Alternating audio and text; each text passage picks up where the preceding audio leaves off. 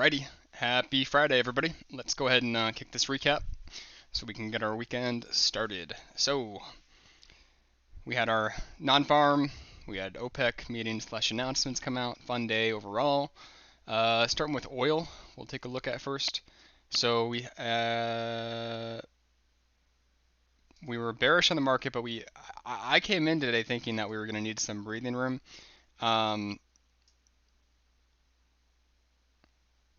Just bounce off. Short LIS is the red LIS. Need to be aware that OPEC news is likely. Okay, so what does this mean? Short line in the sand. I came in under the context of wanting to see some recovery or distribution from the overnight sell-off, right? My main destination from this short that I've been trying to execute in crude for this whole week, basically, I've been trying to get this short to play out, and it just hasn't been going. And then last night, it finally dropped the $3 that I've been waiting for it to drop. So that was, it happens. But either way, now that this destination of mine had been reached, I came in today with this expectation of distribution, if not potential scalp opportunities to the upside. The short LIS is the red LIS. So basically what that means for me in my methodology is that I'm not allowed to go long so long as we're below this line. I can start considering the long scalp up into this bear zone, right? So any longs I take above this line in the sand are going to be with this as a destination to then initiate shorts off of.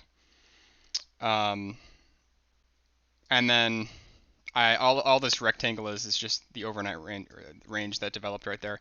So what did we have at the open? Initial drive up, test that line in the sand. Still no opportunity for a long. However, that's kind of what I'm thinking into the day. It comes back off. And this is where everything changes. So you're looking for the long. This is your overnight distribution. And we push down and hold on the retest. So at that point, you have a condition change.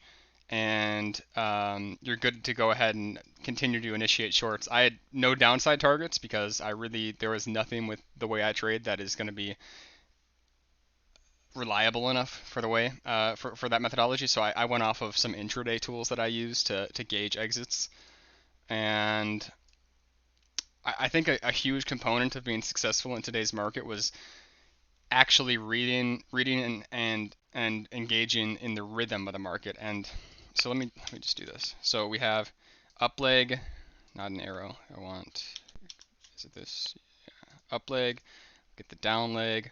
So you can see these up legs are a little bit smaller, down leg continuation, but then we have a little bit of a rhythm shift here that I think is noteworthy, right? So we have this crawling up leg followed by swift down leg. This is just not anything you'd want to be interested in. Again, up leg. So I think the rhythm is, it's really, really weak buying.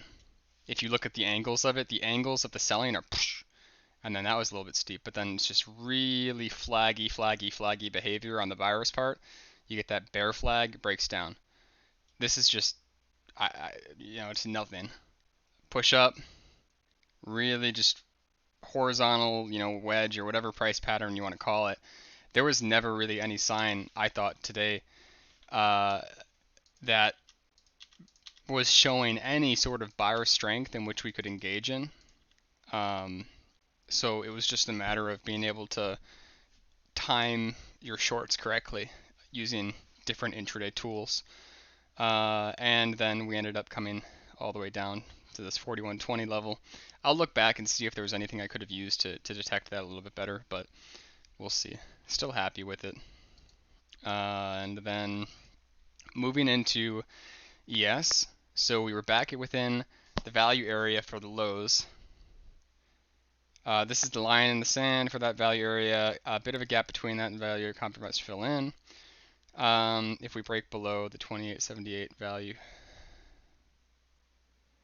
2878 value area. Oh, okay. That's what I was talking about.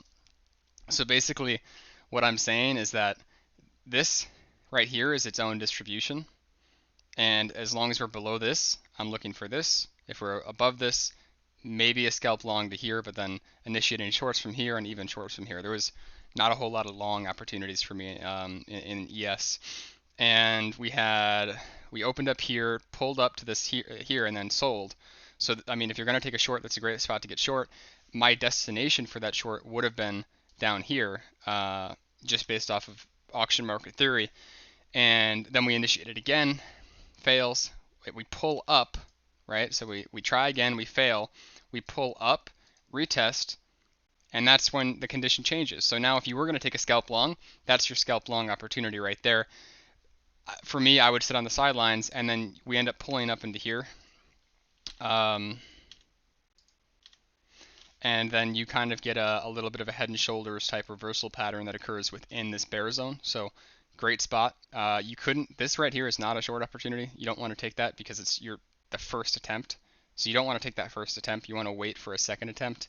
Even in this case, there was a few others before you can start initiating shorts off that position.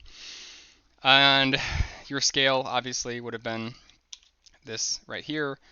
And you could even re-add to the position up here. That would have been totally fine within process.